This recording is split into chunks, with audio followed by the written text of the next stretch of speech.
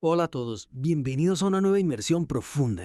Hoy nos metemos en un tema que a primera vista puede parecer un poco árido, la economía argentina y su lucha contra los fondos buitre. Pero créanme, la historia de Argentina no se trata solo de números y gráficos. Es una historia real, conmovedora, que nos muestra cómo las finanzas globales pueden impactar la vida de las personas. Y nos deja lecciones importantes para todos, sin importar dónde vivamos. Totalmente. Es una historia que nos recuerda que detrás de los números hay personas, familias, sueños. Y a veces también pesadillas. Para entender esta historia a fondo, vamos a analizar los discursos de la expresidenta Cristina Fernández de Kirchner en la Asamblea General de las Naciones Unidas.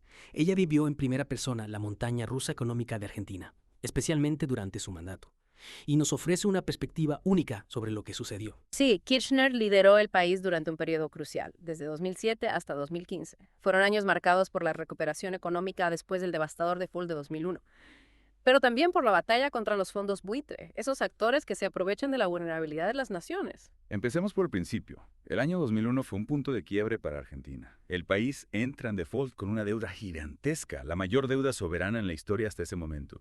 Imagínate el caos, la pobreza y el desempleo se dispararon. La gente perdió sus ahorros. El país entero estaba en crisis.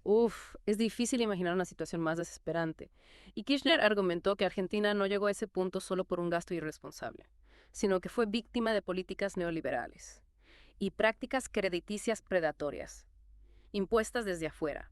Para describir esta situación, ella usó una analogía muy poderosa, conejillo de Indias. Conejillo de Indias. ¿Qué significa eso exactamente? Bueno, Kirchner creía que Argentina fue utilizada como un experimento para estas políticas neoliberales, que básicamente promueven la desregulación del mercado y la apertura indiscriminada de la economía. En los 90, Argentina, siguiendo recomendaciones del Fondo Monetario Internacional, implementó medidas de ajuste, privatizaciones masivas y una apertura económica sin precedentes. El resultado fue una economía vulnerable a la especulación y a las crisis externas. Y como un conejillo de Indias en un laboratorio, Argentina sufrió las consecuencias de este experimento económico, con resultados devastadores para su pueblo. Es una imagen muy fuerte, que nos ayuda a comprender la impotencia que seguramente sintieron muchos argentinos en aquel momento. Pero a pesar de todo, Argentina logró darle la vuelta a la situación, ¿no? Sí, después del default, el gobierno implementó nuevas políticas económicas, enfocadas en el crecimiento, la inclusión social y la reestructuración de la deuda. Rechazaron las recetas del FMI y priorizaron el mercado interno y la producción nacional. Para 2014, Argentina había logrado una de las tasas de deuda más bajas del mundo, un cambio drástico desde la crisis de 2001. Es realmente un cambio notable. Pero aquí es donde entran en escena los fondos buitre, ¿verdad? Incluso con la mayoría de los acreedores aceptando la reestructuración de la deuda. Estos fondos se negaron a cooperar. Exacto. A pesar de que Argentina reestructuró su deuda con la mayoría de sus acreedores, un pequeño porcentaje de tenedores de bonos, los fondos buitre, se negaron a aceptar los acuerdos y llevaron a Argentina a los tribunales en Estados Unidos. Para quienes no están familiarizados con este término, ¿podrías explicar qué son exactamente estos fondos buitre? Imagínate un ave de rapiña que sobrevuela a un animal herido, esperando el momento para atacar y devorarlo. Los fondos buitre operan de manera similar en el mundo financiero. Son fondos de inversión que compran deuda en dificultades a un precio muy bajo, aprovechando la crisis de un país, y luego demandan el pago completo, a menudo apuntando naciones en apuros. Es un negocio especulativo que se nutre de la vulnerabilidad de las naciones. Entiendo. Y en el caso de Argentina, ¿qué buscaban estos fondos? Estos fondos, en el caso de Argentina, buscaban un retorno de 1.608% sobre su inversión en solo 5 años. Es una cifra realmente escandalosa, que nos muestra hasta qué punto pueden llegar estos actores en su afán de lucro. Es impresionante y un poco aterrador. Esto nos lleva a un punto crucial. Esta táctica no se imita a Argentina.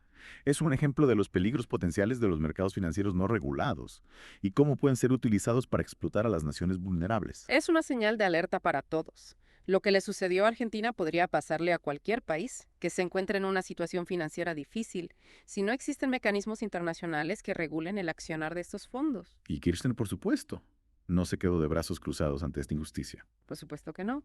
Ella calificó estas acciones como terrorismo económico, argumentando que desestabilizan a los países, obstaculizan el desarrollo y perjudican a la gente común.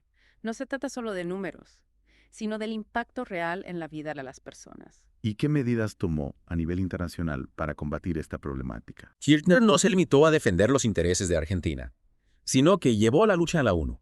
Abogó por regulaciones internacionales para abordar la reestructuración de la deuda y frenar el poder de los fondos buitre. Su visión iba más allá de las fronteras de su propio país. Absolutamente. Ella enmarcó esto como un problema global, argumentando que la especulación financiera incontrolada conduce a la desigualdad, a la inestabilidad y, en última instancia, socava la democracia. ¿Y sus esfuerzos tuvieron algún resultado concreto? Sí, de hecho, gracias a sus esfuerzos persistentes. En 2015, la ONU adoptó principios básicos para la reestructuración de la deuda soberana, un logro histórico que podría cambiar las reglas del juego para otros países que enfrentan desafíos similares. Una victoria significativa para Argentina y para el mundo entero. Esto nos demuestra que, a pesar de los obstáculos, la lucha por un sistema financiero más justo y equitativo es posible. Totalmente. Y no solo posible, sino necesaria. Ahora bien, ¿cómo se conecta la experiencia de Argentina con la crisis financiera global de 2008? Kirchner tenía una visión muy crítica al respecto, ¿verdad? Sí, ella veía la crisis de 2008 como una demostración de los peligros de los mercados no regulados, destacando la necesidad de priorizar a las personas sobre las ganancias. Una postura que, lamentablemente, muchos líderes mundiales aún no parecen comprender. Es cierto. Y para ilustrar la gravedad de la situación, basta con mirar una estadística. Según el FMI, para 2015, el 1% más rico controlaba el 50% de la riqueza mundial, lo que evidencia la creciente desigualdad sobre la que Kirchner advirtió. Es un dato realmente alarmante. Es evidente que la concentración de la riqueza en pocas manos tiene consecuencias devastadoras para la mayoría de la población. Sin duda. Y esto nos lleva a una pregunta fundamental. ¿Cuáles son las consecuencias potenciales de esta concentración de la riqueza?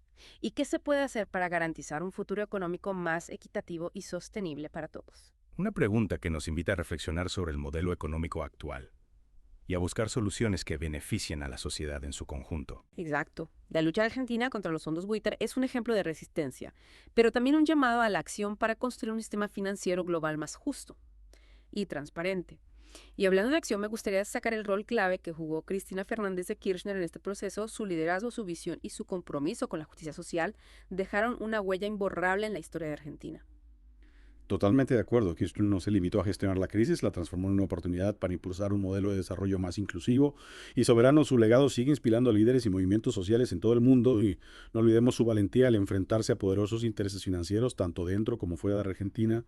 Desafiar a los fondos buitre y al sistema financiero internacional no es tarea fácil, requiere coraje y convicción. Y una profunda comprensión de las dinámicas globales. Kirchner demostró tener las tres. Absolutamente, su historia nos recuerda que a veces es necesario romper con las reglas del juego para defender los intereses de la gente. Exacto. Y hablando de reglas del juego, ¿podrías profundizar un poco más en la reestructuración de la deuda argentina? ¿Cómo logró el gobierno convencer a la mayoría de los acreedores para aceptar quitas y nuevos plazos de pago? Claro, tras el default, Argentina se encontró con una deuda impagable. El gobierno de Kirchner decidió encarar una reestructuración agresiva, ofreciendo a los bonistas un canje por nuevos títulos, con una quita sustancial de la deuda original. Básicamente se les pedía a los acreedores que aceptaran cobrar menos de lo que se les debía para darle a Argentina la posibilidad de recuperarse. ¿Y cómo reaccionaron los acreedores ante esta propuesta? Imagino que no fue fácil convencerlos. Por supuesto que no hubo negociaciones, tensas presiones de grupos financieros, incluso amenazas de litigios. Pero el gobierno argentino se mantuvo firme en su postura, argumentando que era la única forma de sacar al país de la crisis y evitar un colapso aún mayor. Y al final lograron el acuerdo. Sí, en 2005 y 2010 se llevaron a cabo 2 exitosos canjes de deuda, en los que la gran mayoría de los bonistas, más del 90%, aceptaron la propuesta argentina. Esto permitió al país reducir significativamente su carga financiera y retomar la senda del crecimiento. Impresionante, es un ejemplo de cómo la negociación estratégica y la firmeza política pueden lograr resultados positivos incluso en situaciones complejas. Exactamente. Y también es un recordatorio de que los países tienen derecho a reestructurar sus deudas de manera soberana, sin ser sometidos a presiones o imposiciones externas. Hablando de presiones externas, volvamos al tema de los fondos buitres. ¿Cómo lograron estos fondos llevar a Argentina ante los tribunales estadounidenses? Si la mayoría de los acreedores habían aceptado la reestructuración, ¿cómo pudieron estos fondos actuar por fuera del acuerdo? Bueno, aprovecharon un tecnicismo legal conocido como la cláusula pari passu, que establece que todos los bonistas deben ser tratados de manera igualitaria en caso de un pago. Es decir, si Argentina le pagaba a los bonistas que aceptaron la reestructuración, también debía pagarles a los fondos buitre que no habían aceptado el canje la misma proporción de su deuda original. Y los tribunales estadounidenses les dieron la razón. Lamentablemente, sí, un juez de Nueva York falló a favor de los fondos buitre, ordenando a Argentina que les pagara la totalidad de su deuda, incluso con intereses acumulados, esto a pesar de que Argentina ya había reestructurado su deuda y estaba cumpliendo con sus pagos a los demás acreedores. Increíble. ¿Y qué implicaciones tuvo este fallo para Argentina? Bueno, puso al país en una situación muy difícil. Argentina se negaba a pagar a los fondos buitre, argumentando que era un fallo injusto y que sentaría un precedente peligroso para otros países endeudados. Si Argentina cedía a las presiones de los fondos buitre, se abría la puerta para que otros fondos hicieran lo mismo con otros países en situaciones similares. Entiendo. ¿Y qué pasó después? ¿Cómo se desarrolló esta batalla legal? Se desató una larga batalla legal con Argentina apelando el fallo y buscando el apoyo de la comunidad internacional. El caso llegó hasta la Corte Suprema de Estados Unidos, que finalmente se negó a intervenir, dejando a Argentina en una situación vulnerable. Y eso significa que Argentina se vio obligada a pagar a los fondos buitre. No necesariamente, a pesar de las presiones, Argentina se mantuvo firme en su postura. El gobierno de Kirchner implementó una serie de medidas para evitar el pago a los fondos buitre, como la creación de un sistema de pago alternativo para los bonistas reestructurados, buscando formas de cumplir con sus obligaciones sin ceder a las presiones de los fondos buitre. Es decir, buscaron formas de cumplir con los acuerdos, pero sin ser extorsionados por estos fondos. Exactamente. ¿Y cómo reaccionaron los fondos buitre ante estas medidas? Bueno, intensificaron sus acciones legales tratando de embargar bienes argentinos en el extranjero. Por ejemplo, intentaron embargar un barco de la Armada Argentina en Ghana y presionaron a los bancos internacionales para que no operaran con Argentina, buscando asfixiar financieramente al país. Una verdadera persecución financiera. Utilizaron todas las herramientas a su alcance para intentar doblegar a Argentina. Y mientras tanto, ¿cómo afectaba esta situación a la economía argentina? Generaba mucha incertidumbre y volatilidad en los mercados financieros. Los inversores se mostraban reticentes a invertir en Argentina, temiendo que el país volviera a caer en default.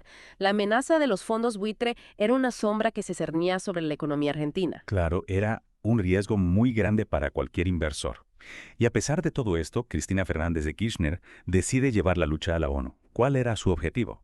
Kirchner buscaba generar conciencia sobre la problemática de los fondos buitre y promover un marco legal internacional que protegiera a los países endeudados de estas prácticas abusivas. Ya no se trataba solo de Argentina, sino de sentar un precedente para evitar que esto se repitiera en otros países. Exactamente. Ella entendía que este era un problema global que requería una solución global. ¿Y qué tipo de medidas proponía? Ella abogaba por la creación de un mecanismo de reestructuración de deuda soberana que fuera justo, transparente y vinculante para todos los acreedores, un sistema que permitiera a los países reestructurar sus deudas de manera ordenada y sin ser víctimas de la especulación de los fondos buitre. ¿Y logró algún avance en este sentido? Sí, de hecho, gracias a su liderazgo y a la presión de otros países endeudados, la ONU adoptó en 2015 una serie de principios básicos para la reestructuración de deuda soberana. ¿Y en qué consisten estos principios? ¿Qué buscan cambiar concretamente? Bueno, estos principios establecen, entre otras cosas, que los procesos de reestructuración deben ser llevados a cabo de buena fe, con transparencia y participación de todos los acreedores. También reconocen el derecho de los países a reestructurar sus deudas de manera soberana sin ser sometidos a presiones indebidas. Es decir, se busca establecer un marco más justo y equitativo para los países que necesitan reestructurar sus deudas. Exacto. Se trata de crear un sistema que proteja a los países vulnerables de las prácticas abusivas de los fondos buitre y que promueva un sistema financiero global más estable y sostenible. Un paso importante hacia un sistema financiero más justo, aunque todavía queda mucho por hacer. La iniciativa de Kirchner sentó un precedente valioso. Sin duda es un legado que trasciende las fronteras de Argentina. Su lucha contra los fondos buitre es una inspiración para otros países que enfrentan desafíos similares y un llamado a la acción para construir un sistema financiero global más equitativo y sostenible. Y hablando de un sistema financiero global más justo, me gustaría retomar un punto que mencionaste antes. La creciente concentración de la riqueza en pocas manos. ¿Cuáles son las consecuencias de esta tendencia? Bueno, las consecuencias son múltiples y alarmantes. En primer lugar, agudiza la desigualdad social, creando una brecha cada vez mayor entre los ricos y los pobres. Esto genera tensiones sociales, aumenta la pobreza y limita las oportunidades de desarrollo para la mayoría de la población. Es un círculo vicioso que parece imposible de romper. Exacto. Además, la concentración de la riqueza debilita la democracia, ya que el poder económico se traduce en poder político. Las grandes corporaciones y los multimillonarios tienen una influencia desproporcionada en las decisiones gubernamentales, lo que muchas veces va en detrimento del interés público. Y a nivel global, ¿cuáles son las implicaciones de esta concentración de la riqueza? A nivel global, genera desequilibrios económicos y aumenta la inestabilidad financiera. Los países más pobres se ven obligados a endeudarse con los países ricos, perpetuando un ciclo de dependencia y subdesarrollo. Además, la falta de regulación en los mercados financieros facilita la especulación y las crisis económicas como la que vimos en 2008. Un panorama bastante desalentador. ¿Qué se puede hacer para revertir esta tendencia? ¿Hay alguna salida a este laberinto? Es un desafío complejo, pero no imposible. Se requiere un cambio de paradigma que priorice la justicia social, la redistribución de la riqueza y la regulación de los mercados financieros. Es necesario fortalecer el papel del Estado en la economía, promover políticas fiscales progresivas donde quienes más tienen más aportan y combatir la evasión fiscal para que todos contribuyan de manera justa. Y es decir, se necesitan medidas concretas para que la riqueza se distribuya de manera más equitativa y para que el sistema financiero esté al servicio del desarrollo humano y no solo del lucro de unos pocos. Exactamente. Y a nivel internacional es fundamental fortalecer los organismos multilaterales como la ONU para que puedan regular el sistema financiero global y promover un desarrollo más equitativo. También es importante fomentar la cooperación entre países para combatir la evasión fiscal. Y los paraísos fiscales, esos lugares donde los ricos esconden su dinero para no pagar impuestos. Es un camino largo y complejo, pero necesario para construir un mundo más justo. Y volviendo a la historia de Argentina, ¿qué lecciones podemos extraer de su experiencia con la deuda, los fondos buitre y la lucha por una reforma financiera global? Bueno, en primer lugar nos enseña que la soberanía económica es fundamental para el desarrollo de un país. Argentina demostró que es posible resistir las presiones externas y tomar decisiones propias incluso en situaciones adversas. Una lección de valentía e independencia. Exactamente. En segundo lugar, nos muestra la importancia de la unidad y la solidaridad entre los países del sur global. Argentina no estuvo sola en su lucha contra los fondos buitres. Recibió el apoyo de numerosos países y organizaciones internacionales que compartían su visión de un sistema financiero más justo.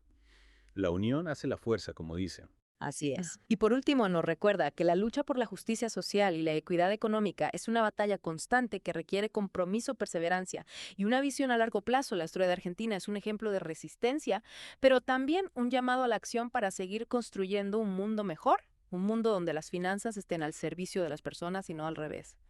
Un mensaje inspirador para cerrar nuestra inmersión profunda de hoy. Muchas gracias por acompañarnos en este viaje a través de la economía argentina y sus desafíos. Esperamos que esta conversación les haya brindado nuevas perspectivas y herramientas para comprender las complejidades del sistema financiero global. Gracias a vos por la invitación. Siempre es un placer compartir estos temas con una audiencia tan interesada y comprometida. Gracias por escuchar Geopolítica, un podcast de Enrique Aureli. No olvides compartirlo y apoyar nuestro trabajo. Hasta la próxima.